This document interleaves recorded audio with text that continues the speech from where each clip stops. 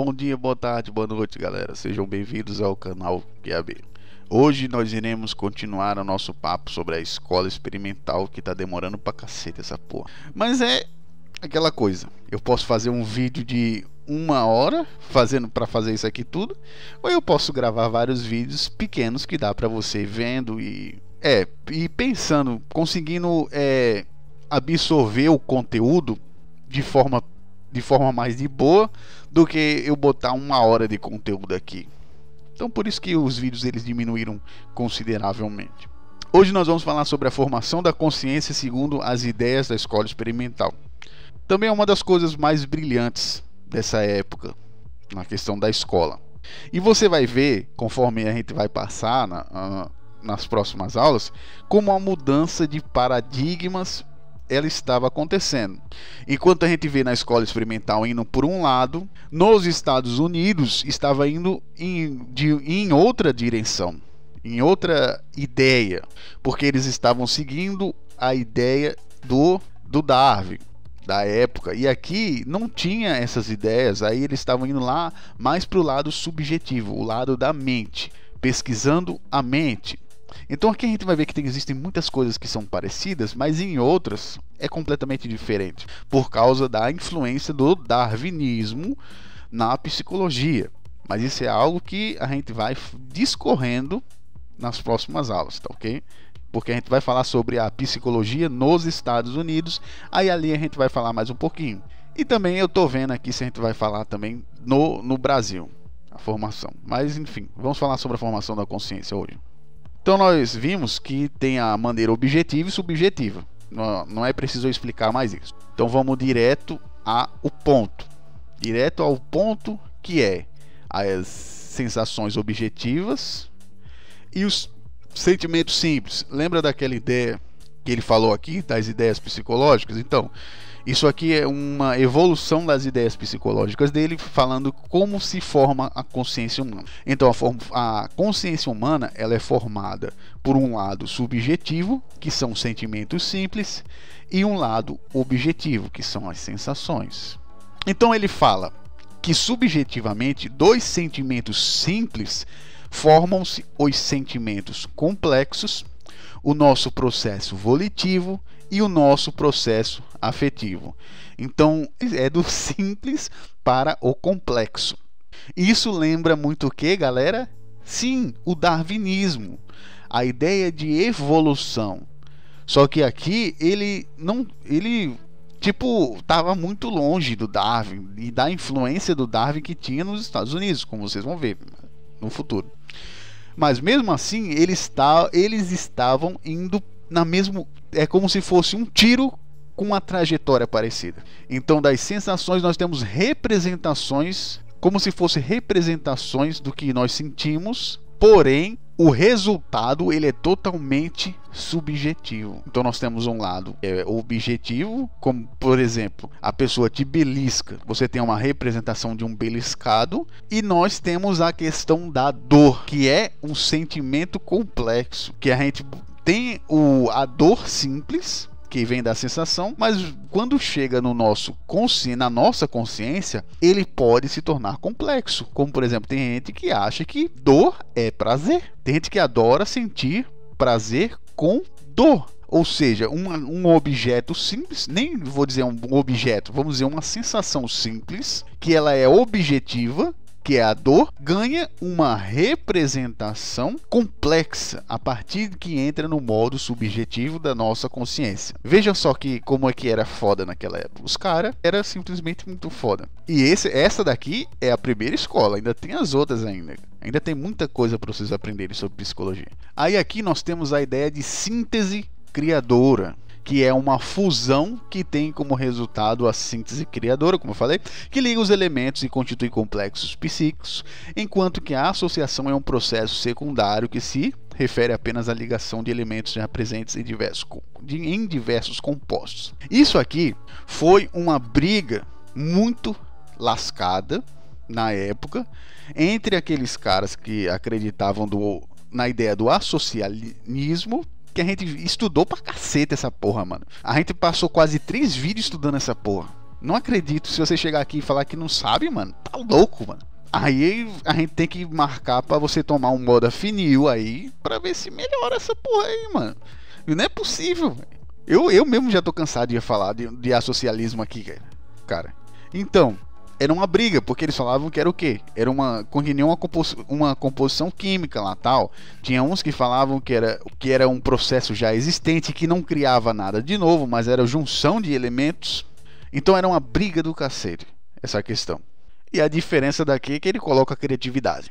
Então muitas vezes não existem elementos, mas você cria elementos que eles vão se juntar. Basicamente seria essa a ideia da síntese, da fusão criadora dessa escola. Diferente do associalismo, que era só a questão de A mais B, que já estão construídos para criar compostos. Aí a ideia da escola experimental era dizer que não, existem coisas que não são construídas, mas pela criatividade você tira da sua cabeça e bota no mundo real. Então era tipo a ideia de associalismo era algo secundário. O processo fundador da complexidade psíquica é, pois, a fusão e não a associação. Sendo assim, o Wundt está longe do associalismo britânico. Como faz questão de ressaltar inúmeras vezes, os complexos psíquicos podem ainda se conectar, formando um todo unitário. Essa conexão dos complexos psíquicos de Wundt ele denomina de consciência. Então vamos absorver o que ele está querendo dizer. Ele está querendo dizer que elementos novos são colocados através da consciência. A nossa consciência consegue gerar criatividade, consegue criar complexos psíquicos que não são apenas de associações. Essa era a ideia dele. E era o que ele botava de apercepção e percepção. A percepção é um movimento contrário à percepção, que não tem a ver com você não sentiu aquilo, mas você criou. Era essa a ideia básica. E por último, nós vamos para o que ele chama de campo. Isso aqui é muito foda, cara. De todas as coisas que ele fez, apesar da analogia dele com a visão, cara, que tipo...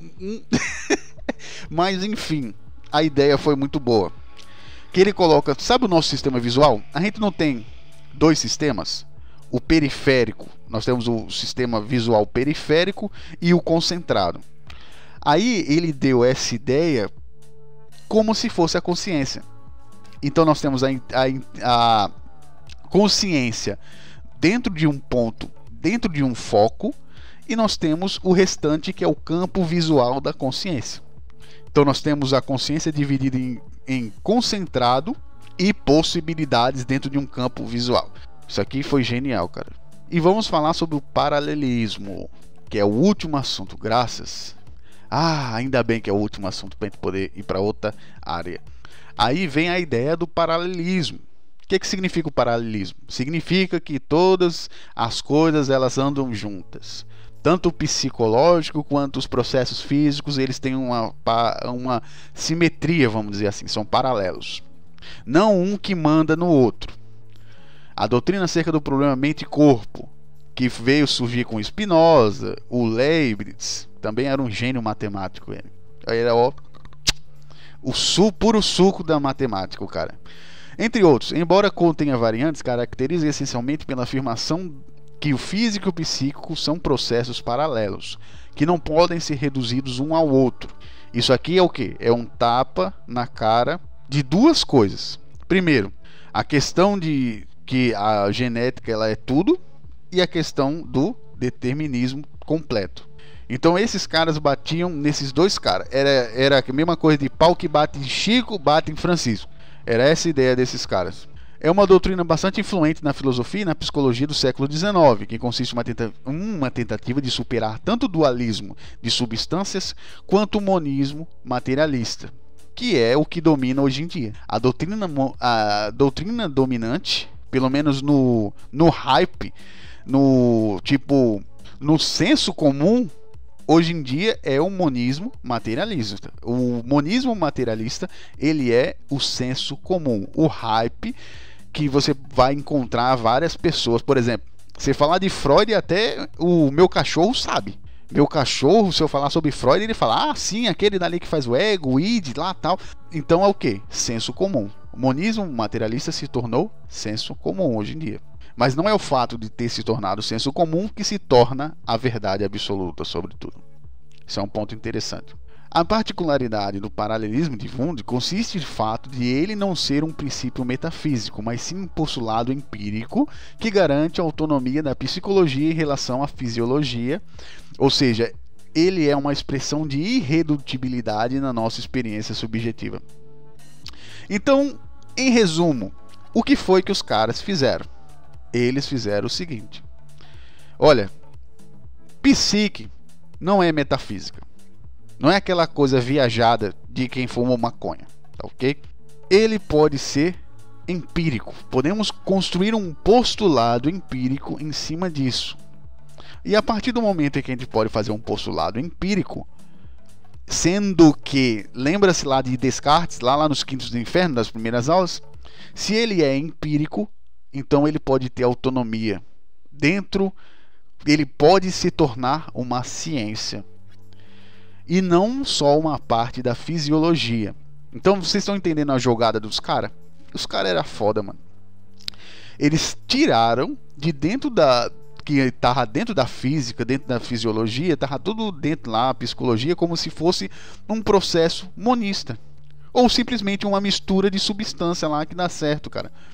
Aí os caras botaram aqui criatividade, consciência, inteligência. Então eles botaram várias coisas variantes que não podem ser determinadas de forma eficiente. Aí foi aqui que teve a questão de liberdade, cara. Liberdade de pensamento, liberdade de escolha, liberdade de vários jeitos possíveis.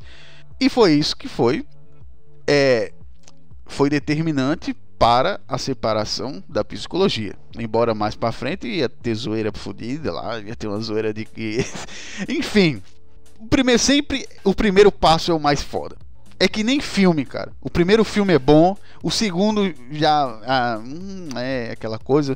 Dificilmente o terceiro vai ser bom. Sempre o primeiro vai ser o mais foda. Muito dificilmente vão quebrar essa regra, infelizmente, cara. A não ser que seja um filme de crescendo, que no primeiro tá formando as bases, aí no segundo e no terceiro é a zoeira fodida, tal, guerra fodida. Mas infelizmente isso não é regra. É uma exceção. Espero que vocês tenham gostado do vídeo de hoje. E finalmente vamos começar a porra do vídeo lá nos Estados Unidos, da psicologia dentro dos Estados Unidos. Então até a próxima aí, galera. Valeu.